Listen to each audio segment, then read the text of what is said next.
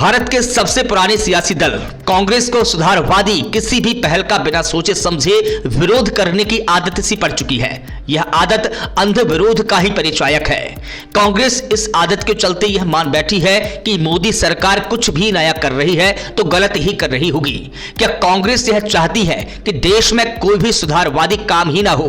दरअसल कांग्रेस सत्ता से बाहर होते ही मानसिक संतुलन खो बैठी है। शायद यही कारण रहा होगा कि कांग्रेसी नेता डिजिटल पेमेंट का भी विरोध किया करते थे, लेकिन सच्चाई तो यह है कि आज देश के 90% से अधिक लोग डिजिटल पेमेंट कर रहे हैं यूपीआई से। दरअसल प्रधानमंत्री नरेंद्र मोदी ने भारत को डिजिटल बनाने का जो सपना देखा था, उसका लाभ वर्तमान में सीमा से सटे सुदूर गांव के लोग भी उठा रहे हैं। शुरुआत में कांग्रेस ने इस योजना का मजाक उड़ाया, इसकी सफलता पर संदेह व्यक्त किया था, लेकिन भारत की जनता ने अपना सामर्थ्य दिखा दिया। आज भारत में कैशलेस ट्रांजैक्शन का कल्चर बढ़ता जा रहा है। कोरोना महामारी के दौरान रुपये के ऑनलाइन लेन देन और पेमेंट में रिकॉर्ड स्तर पर बढ़ोतरी दर्ज की गई।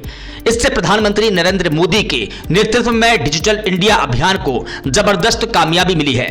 आज स्कूलों के बच्चे अब ऑनलाइन पढ़ाई में मन लगाकर काम कर रहे हैं। इसी डिजिटल पद्धति से लोग वर्क फ्रॉम होम कर रहे हैं। युवा अपने गांव या कस्बे में रहकर ही गुरुग्राम, दिल्ली, बेंगलुरु जैसे बड़े शहरों में ऑफिसों के लिए घर से ही काम कर रहे हैं। यहां तक कि गांव मोहल्ले की किराना दुकानों को भी व्हाट्सएप से लेकर पोर्टल तक होम डिलीवरी के लिए जोड़ लिया गया है।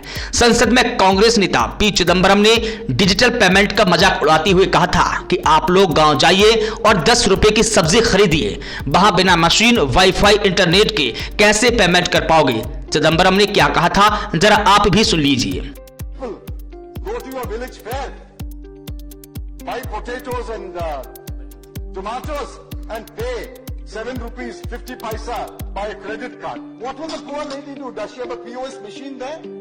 Is it connected to a electricity source? Is there Wi-Fi there? Is the internet working there? Do you know that every village has got a village fair? In my part of the country, the village fair takes in turns. Monday in this village, Tuesday in the next village, Wednesday in that village. All over India. That is where you bring your produce and sell. Vegetable, fruit, baskets, toys, plastic. You bring it and sell. You think all of them should have a POS machine in their hand? What kind of a false picture that you are presenting? बता दें कि प्रधानमंत्री नरेंद्र मोदी ने 1 अक्टूबर 2022 को 5G launching के दौरान अपरोक्ष रूप से पी चिदंबरम पर कटाक्ष किया था। प्रधानमंत्री नरेंद्र मोदी ने कांग्रेस के नेता और देश के पूर्व वित्त मंत्री पी चिदंबरम का नाम लिए बगैर कहा था कि मुट्ठी भर अभिजात वर्ग के लोगों ने गरीब लोगों और डिजिटल इंडिया की क्षमता पर संदेह व्यक्त किया था। आपको बता दें कि यूपीआई की शुरुआत साल 2016 में हुई थी। पहले साल यानी 2016 और 17 में इसके जरिए 1.8 करोड़ ट्रांजैक्शन किए गए। उस साल इन ट्रांजैक्शंस के जरिए 0.7 लाख करोड़ का लेन देन हुआ। वहीं वित्तीय वर्ष 2020 और 21 में इसके जरिए 2233.1 करोड़ ट्रांजैक्शंस किए गए।